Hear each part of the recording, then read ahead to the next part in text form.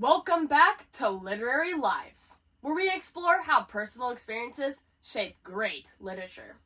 I'm your host, Lilly-Ann Johnson, and today we are diving into the dark, fascinating world of Edgar Allan Poe, a man whose personal tragedies became the very essence of his literary genius. I am joined here with a very special guest, Michaela Gaston, a leading researcher on Poe's life, to help spread her insight on the topic. Hello, it is an honor to be on the show tonight. I am a huge fan. No, please.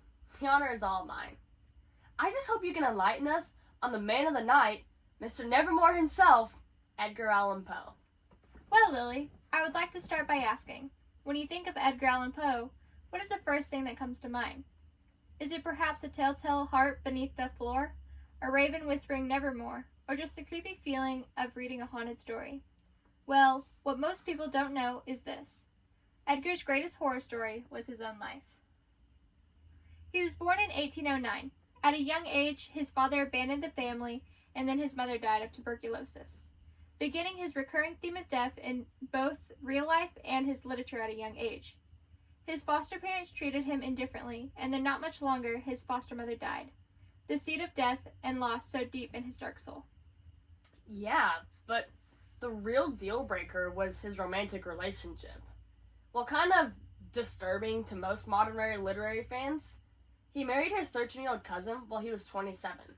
He watched her suffer with the very disease that killed his mother, tuberculosis, and then she finally died in 1847, marking his sort of final descent into chaos.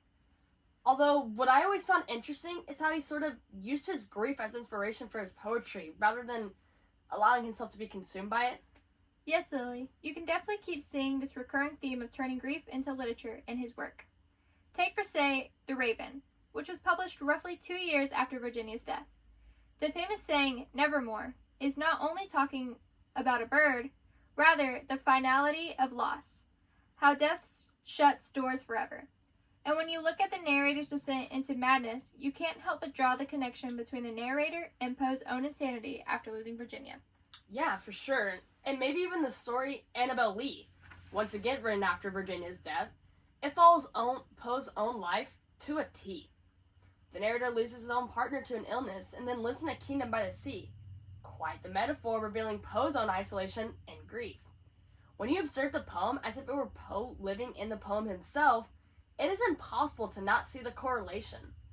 It really goes to show how Poe didn't think death just stole his wife, but rather his entire reason for living. Exactly, Lily.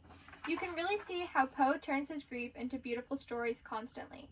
He shows that world-class art does not come from comfort, but rather through our darkest experiences transformed through creativity. Yeah, like when we express our emotions so purely, we can eliminate the human condition for our audiences. In our darkest moments, we might be creating something that will outlast us just like Poe did. If I can leave anything with the audience today, as a huge Poe fan, it would be that Poe's life was not only his greatest horror story, but more importantly, his greatest masterpiece. Well, this has been Literary Lives. I'm your host reminding you that even in your darkest moments can be transformed into something just as beautiful as Poe's poetry. Until next time, keep reading, keep thinking, and definitely keep exploring the dark, spooky shadows where truth and fiction meet.